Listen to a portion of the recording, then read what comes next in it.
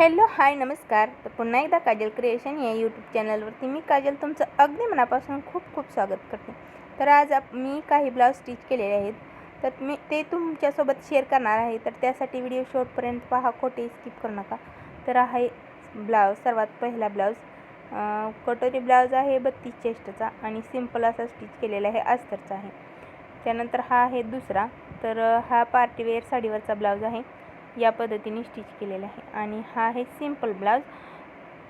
हा 36 चेस्टचा आहे, साधा आहे बिगर अस्तरचा कटोरी ब्लाऊज. तर हे दोन्ही एकाच कस्टमरचे आहेत, साधे कटोरी ब्लाऊज आहेत 36 चेस्टचे.